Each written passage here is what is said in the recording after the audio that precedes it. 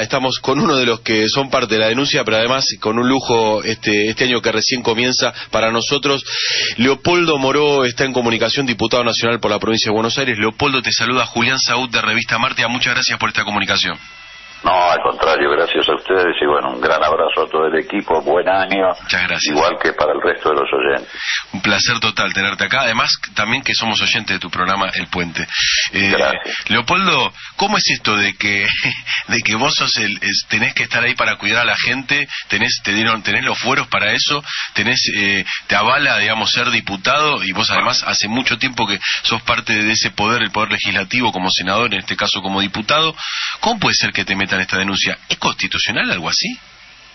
No, es un desatino, parte de todos los dislates que nos ha tocado vivir a los argentinos en el último año, y que tiene que ver, por supuesto, con las políticas de ajuste que lleva adelante el gobierno de Macri, que van escalando hacia arriba, por decirlo de alguna manera, en materia represiva. Cuanto más ajuste, más represión. Alfonsín siempre decía que la combinación ajuste-represión terminaba transformando al neoliberalismo en neofascismo.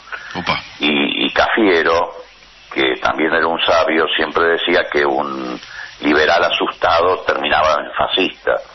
Bueno, los dos tenían razón, efectivamente lo estamos comprobando. La persecución política se va extendiendo, ya no recae solamente sobre exfuncionarios del gobierno anterior, sino que ahora apunta lisa y llanamente sobre la oposición, el conjunto de la oposición. Esta vez nos tocó a nosotros, a los diputados. Ellos quieren cercenar la representación política del pueblo argentino, quieren tenernos a todos sometidos a algún tipo de proceso, a alguna causa judicial, porque creen, vayan a saber de dónde lo han sacado, que de esa manera nos pueden someter o nos pueden amedrentar o nos pueden intimidar. Pero además quieren dar un escarmiento al resto de la sociedad, en realidad. ¿Por qué? Porque nuestros fueros en realidad no son fueros para nosotros, son fueros del pueblo. Claro. Existen desde la antigüedad, no solamente en la Constitución argentina, sino desde Roma en adelante. Existen para que podamos defender efectivamente los intereses del pueblo frente a los abusos del poder, y en este caso del poder, o mejor dicho, de los otros poderes del Estado.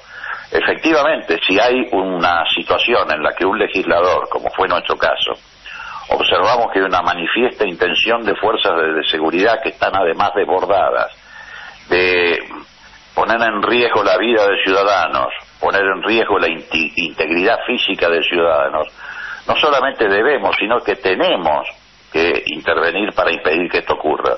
Porque además nosotros defendemos los valores de la Constitución Nacional, para ahí estamos puestos para eso en el Congreso. Claro. Las libertades públicas, el ejercicio del Estado de Derecho, defendemos el derecho a reunión de la sociedad, el derecho a expresarse, el derecho a reclamar, a manifestarse.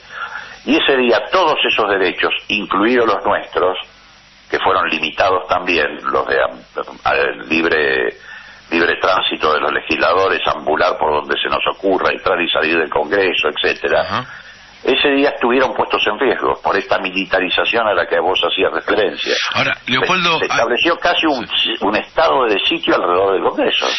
Explícame bien, son dos causas, yo escuchaba hoy, porque una es esta causa que armaron con respecto a ustedes afuera del Congreso, pero también estaba la que decía Massot y creo que otra diputada más, sobre cómo fueron y le reclamaron al presidente de la comisión, de la Cámara.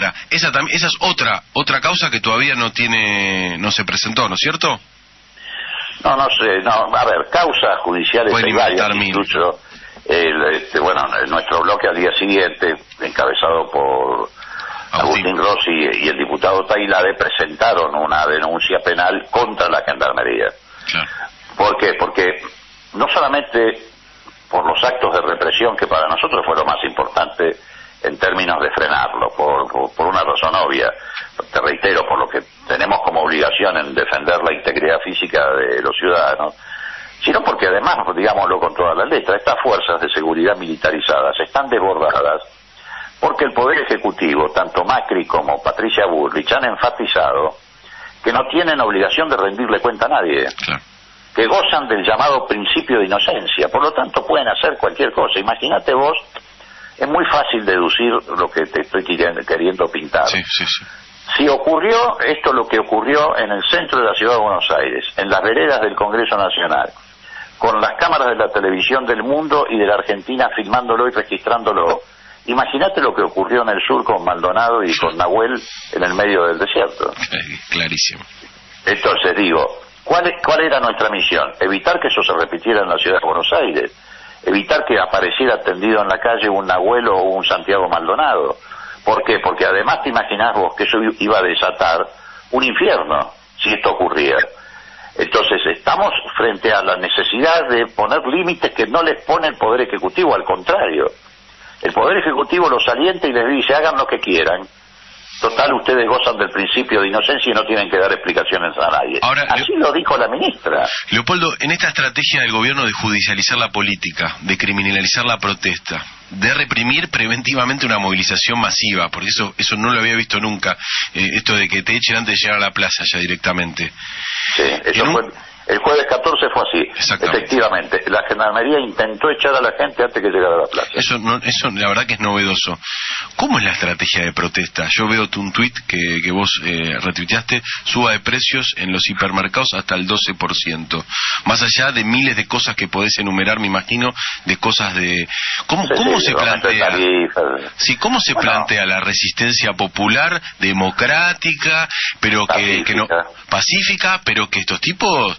Escúchame, un fiscal general diciendo hay que dejarlos presos, de hecho están presos todavía gente que fue detenida injustamente en la represión del 14 de diciembre. ¿Cómo es el planteo desde la política, ¿no? De los partidos políticos? ¿Cómo se piensa esto? Bueno, lo primero es, es una buena pregunta, porque es un desafío importante que se nos ha planteado en el marco de la democracia. Una democracia que obviamente está cada día más restringida, más limitada, y que cada día tiene menos volumen. Esto la verdad que no nos había pasado nunca. Desde el 83 en adelante jamás nos había ocurrido esto. Ha habido sí excesos en su momento en otros gobiernos, generalmente castigados por esos gobiernos, pero esto ya es una política sistemática. Sí. Bueno, primero todos tenemos que poner el esfuerzo de no dejar que nos gane el miedo. Por eso para nosotros es muy importante esta causa, porque yo creo que lo que han intentado con esto es llevar un mensaje diciendo, bueno, si pueden hacerle un proceso a un diputado nacional, ¿qué podrán hacer contra un ciudadano común? Digamos, ¿no? Yo creo que esto apunta a que la gente no escriba más en Facebook, a que no escriba en Twitter, a que no hable con el vecino, a que tenga miedo de hablar con el compañero de laburo, a que efectivamente no vaya más a una manifestación. Por eso también era muy importante nuestra presencia allí. ¿Sí? Por esa misma razón. Entonces, bueno, primero, superar esa circunstancia. En segundo lugar, bueno, apelar a la creatividad popular. Yo no tengo ninguna duda que las manifestaciones populares se van a seguir expresando. Yo estoy seguro que el 24 de marzo cientos y cientos y cientos de miles de argentinos, como ocurrió ya en 24 de marzo anteriores en el gobierno de Macri, van a salir a las calles para demostrar que no tienen miedo. Hay que seguir utilizando la herramienta de la movilización popular. Habrá que también tomar formas de protesta de otra naturaleza. Pero yo te voy a decir una cosa, mira, si ellos creen que el objetivo lo van a alcanzar, no lo van a alcanzar. Es más, el mismo día o esas noches se sintió muy claramente. El cacerolazo. Hubo 8 horas de represión de la Gendarmería. 13:30 iniciaron la represión hasta las 20:30, 7 horas de represión. Agotaron el parque de municiones a las 18:15. La comandancia de Gendarmería le informa al Ministerio de Seguridad que se quedó sin parque de munición. Imagínate la brutalidad de la represión. Este dato es genial, se quedaron sin balas ya de goma. Sí, exactamente, a las 18:15.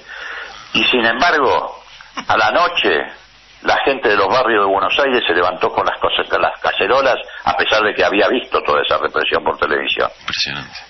Y marchó hacia el Congreso en algunos casos, y en otros casos se quedó en las esquinas, esquinas impensadas, incluso por la composición social de los barrios, claro. Eso, juramento y cabildo, etcétera. Sí. Y yo creo que esta es una sociedad que no está ya intimidada. Este fue el error de la Rúa. Bueno, claro, estado de sitio. Claro, bueno, esa noche, la noche del jueves, cuando se les cae la sesión trucha, vos recordarás que salieron a decir que iban a dictar un decreto de necesidad de urgencia para imponer la ley. Que ya estaba escrito y que solo faltaba la firma del presidente. Solo faltaba la firma de Macri. Bueno, esa noche, cuando estaban decidiendo si hacían el DNU o no por la ley, también estaban discutiendo si establecían el estado de sitio. Opa. Esa misma noche. Entonces, ¿por qué retrocedieron con el DNU? Y con la hipótesis de un estado de sitio. ¿Por qué? Por las cacerolas, porque la CGT dijo a las 0 horas si firman el DNU, decretamos paro general, porque advirtieron efectivamente que hay una resistencia popular que es pacífica, pero porque la del primer día, además, no hay un gendarme herido, uno. Claro. Si es cierto, la semana siguiente hubo una confrontación mucho más fuerte y hay también policías heridos, pero el primer día no había uno. Pero el pueblo de la ciudad de Buenos Aires se rebeló, el de su propia base electoral. Sí. Después de ver esa represión, la gente salió con las cacerolas. Ni quiero saber lo que hubiera sido la reacción popular si hubieran dictado el decreto de necesidad y urgencia. Leopoldo, y de este lado, porque que ellos sean malos, digamos, no resuelve los problemas que hay de este lado, ¿no? Sí, por supuesto, pero antes de dejarte, quiero preguntarte sobre, primero, la estrategia. ¿Cuál es la estrategia dentro, algo que se vio que se pudo festejar de esa fallida sesión, es que adentro del Congreso había un trabajo de unidad y afuera en las calles había un pueblo que estaba ahí reclamando. Adentro del Congreso, te pregunto, ¿cuál es la estrategia con un frente renovador que, bueno, vos podrás hacer las consideraciones que quieras, con el sector del peronismo? ¿Cómo se va a manejar Unidad Ciudadana, que incluso también tuvo algunos problemas con votos propios en La Plata? ¿Cómo se maneja la política en este momento, digamos? ¿Cómo se reagrupa? ¿Cómo se lleva el agua al molino? Bueno, en primer lugar vos diste en el clavo. Por primera vez se logró en 2 años articular la acción política parlamentaria con la movilización popular. Sí. Y no lo digo en desmedro de los bloques anteriores, yo creo que Héctor Recalde hizo una tarea extraordinaria, pero eran realidades políticas distintas. Sí. Él tuvo que administrar una derrota electoral. Sí. Entonces, por primera vez se logró eso. Por eso, por primera vez, a mi juicio, creo no equivocarme en esa apreciación, y no me baso solamente en las encuestas, sino en la percepción popular, creo que por primera vez el gobierno sufrió una gran derrota política.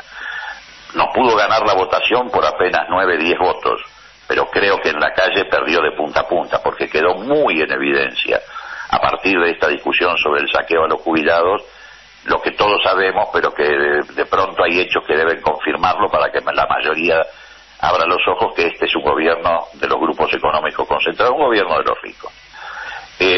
Me parece que ese es un dato muy importante que ya te está marcando un camino. Sostener esa acción política coordinada entre la actividad parlamentaria y la movilización popular. En cuanto a lo que sucede adentro del Congreso, bueno, también esto hay que consolidarlo. Nosotros logramos obtener 117 votos contra la reforma. Sí. Es cierto que nuestra estrategia apuntaba a que no hubiera quórum, cosa que ocurrió en el primer día de sesión, y el Ejecutivo tuvo que redoblar los esfuerzos de extorsión, de presión, etcétera. Pero el día que lo lograron, el quórum, nosotros logramos 117 votos para rechazar. ¿Cuántos somos nosotros? 65 diputados. Quiere decir que ahí hay un trabajo que fue consolidando un espacio de articulación de la oposición, que hay que consolidarlo, que hay que seguir regándolo, que hay que darle el formato de un programa común de oposición a las políticas de ajuste de Macri. Sí, y en la calle, ¿no? Y en la calle te preguntaba también porque, por ejemplo, ahora en febrero quieren llevar adelante la reforma laboral. Ya sé que no me puedes anticipar cuál va a ser la estrategia, porque me imagino que todo cambia todo el tiempo, estamos a 2 de enero, pero va a haber un trabajo también por, me imagino, sacarles el quórum, pero además tratar de ganar. Con 117 votos igual no le ganás, y te quiero hacer una pregunta.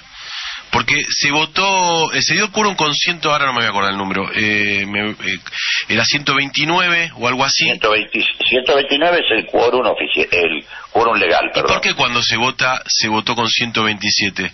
Ahí no te podés levantar y decir no hay quórum. Perdón, es una pregunta. No, está bien hecha la pregunta. Lo que pasa es que muchas veces los vericuetos del Congreso son difíciles de entender. Claro. Efectivamente, ellos logran 127. Entonces la pregunta obvia es la que vos me estás haciendo. Bueno, le faltaban 2 diputados. Si se levantaban todos, se quedaban sin quórum. Sí. El problema es que nosotros logramos 117 votos 117 votos en contra, sí.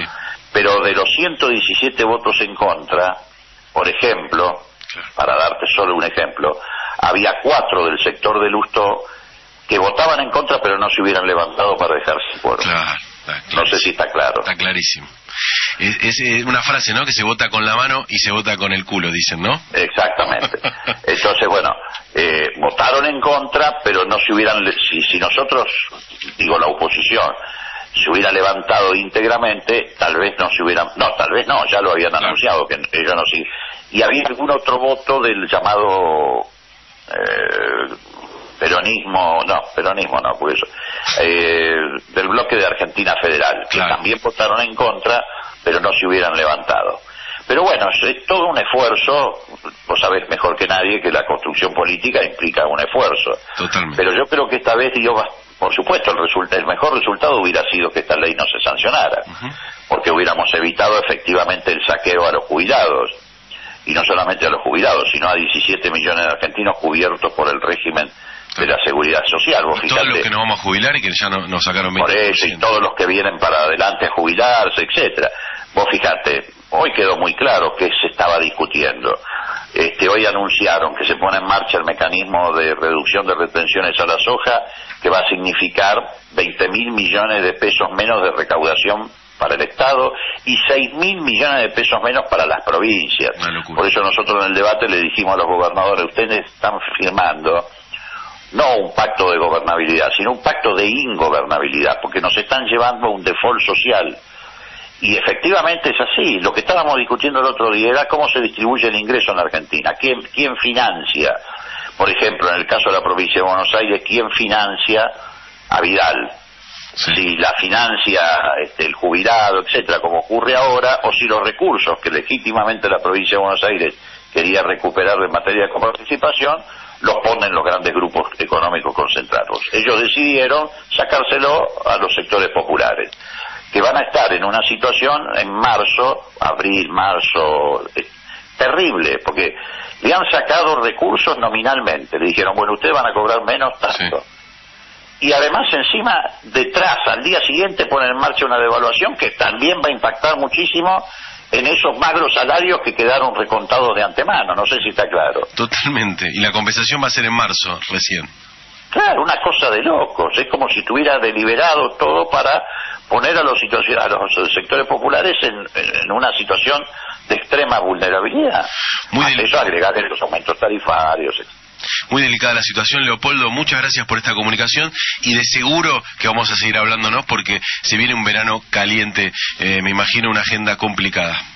Un abrazo y gracias a ustedes. No, por favor. Que vaya muy bien. Era Leopoldo Moró, diputado nacional por la provincia de Buenos Aires. Un lujo que nos dimos hoy aquí en No Nos Queda Otra. Vamos una brevísima tanda y quedan saludos, hay mensajes que no pudimos pasar. Ya venimos. No Nos Queda Otra.